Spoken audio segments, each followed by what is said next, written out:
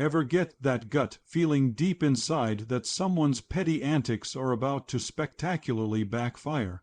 That's exactly what I sensed one morning when I decided my mailbox, yes, my unassuming rural mailbox, would be the final casualty in a bizarre little neighborhood feud that had been brewing for months. I might not have a world record, but if there's an award for most mailboxes obliterated on one property in under 6 months, I'd be a top contender. Trust me, this tale ends with a wrecked HOA truck, one humiliated enforcer, and the most indestructible mailbox in the county. Let me set the scene. I live on 30 acres of rugged, dusty Texas land at the edge of a place pompously called Cotton Ridge Country Estates. Don't let the name mislead you. It's more tumbleweeds and mesquite than luxury. But because some developer slapped estates on it, we're stuck with an HOA, and not just any HOA. One lorded over by the self-appointed king of neat lawns and neutral paint swatches, Milton Craig. Milton's the type who retired early from a desk job and decided to play sheriff of suburbia. Imagine a guy with a sunburned neck, an overblown sense of power, and cargo shorts with more pockets than pals. His chariot, a hulking, faded tan F-150 with flashing amber lights and community patrol unit. Magnets plastered on both doors. He called it the CPU, we called it Craig's punishment unit, and that man despised my mailbox, not because it was an eyesore or broken, but because he didn't like me. I skipped meetings, passed on pancake socials, and once said wind chime rules were nonsense. That was enough. It started small. One Tuesday I went to check the mail and found the box's door bent sideways, flags snapped off. I chalked it up to a delivery truck or maybe the garbage crew. Annoying, sure, but accidents happen. A week later, the whole thing was flattened, tire marks across the ditch, telling the tale clear as day. Someone had floored it over the shoulder and smashed it to bits. I replaced it, this time with steel instead of aluminum, and sank the post deep, reinforced with concrete for good measure. It lasted 9 days. When I found the third box mangled, twisted with a faint streak of beige paint on the edge, I knew. I didn't want to believe it, but I knew Milton and his beige battering ram were responsible. So I did what any fed-up courteous guy does. I started documenting. Photos, dates, measurements.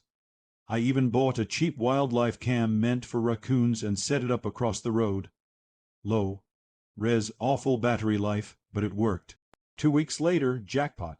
Grainy footage of Milton's truck veering suspiciously toward the mailbox's spot before driving on like nothing happened. It didn't catch the hit itself, but it was close enough for me. I confronted him at the community board meeting where he was scolding some poor woman about approved shades for flower pots. I held up my phone and said, "Milton, we need to talk about my mailbox." He squinted, smirked, and brushed me off. "Just looks like a truck driving." He scoffed, "Your truck, same time my third mailbox vanished." I shot back, "Looks like you're swerving toward it." His face flushed, chest puffed. "If your mailbox wasn't practically in the road, maybe it wouldn't keep getting hit." Then he said the word that sparked the fire, flimsy. Now I've spent my life fixing heavy equipment, building barns, welding broken gate hinges. I know how to make things endure. Hearing that petty tyrant call my work flimsy, like it was some kid's toy, well, that was it. That night I grabbed my drafting pad, combed through every line of HOA and USPS code. Turns out mailboxes must be accessible and maintained, but nothing says they can't be fortified. No rule caps durability, just vague advice about breakaway posts, a suggestion, not a mandate. So I got to work. I designed what I later dubbed the Sentinel, a 6-inch steel well casing sunk 4 feet into a trench, buried in a literal ton of concrete. On top, a reinforced steel box, double, welded with internal ribs and a 1/2-inch steel flag that wasn't going anywhere. I painted it plain black, just a tough-looking mailbox unless you knew its secret. My neighbor Jack, a retired trucker and chronic grumbler, stopped by during installation. He eyed it and said, "Boy, that's not a mailbox. That's a damn declaration of war." He wasn't wrong. For 10 glorious days, nothing happened. Milton cruised by a few times, slowed down, probably sizing it up. Then, on a Tuesday morning, while I was trimming weeds by the driveway OK, waiting for the show, he rolled up. Same routine, slow crawl, eyes on his clipboard, then the familiar right drift. Only this time, wham! It wasn't a crunch, it was a clang like a car slamming into a tank. His truck crumpled at the corner, airbag popped, steam hissing from the hood. The Sentinel didn't budge, maybe a scratch tops. I strolled over, feigning concern. "You okay, Milton?" I asked, filming casually with my phone. "Looks like you hit my mailbox." He looked like a man trying to solve algebra during a bar fight. "That thing's a hazard," he barked. "Milton." I said, cool as can be, that mailbox is 100% USPS compliant. Same spot as the last 3 you were, the last 3 that got wrecked. Neighbors started gathering. Jack was grinning like a raccoon in a corn bin. Milton called the sheriff. Deputy Monroe showed up, measured the post, reviewed the footage, and after hearing both sides, turned to Milton. "Sir, this appears to be a single vehicle accident. The object you struck is a legal mailbox." He handed Milton a ticket for reckless driving right there in front of everyone, but I wasn't done. I sent a packet to every HOA board member. Photos of the wrecked mailboxes, the footage, a letter from my cousin, he's a lawyer.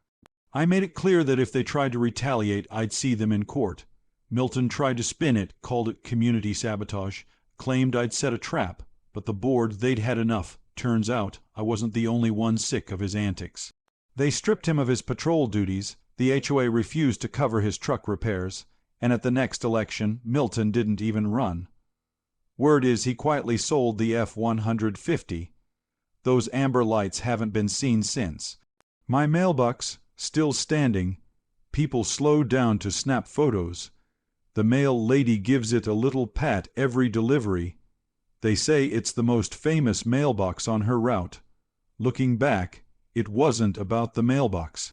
It was about standing up quietly, stubbornly, with a lot of concrete, to the kind of guy who thinks rules don't apply to him, and showing the neighborhood that some fights you win by not backing down. So, what's the pettiest or most absurd power trip your HOA ever pulled? Or have you ever engineered your way out of a neighborhood annoyance? Share your story in the comments. I read them all. If you like this saga of mailbox revenge, give that like button a solid tap and stick around.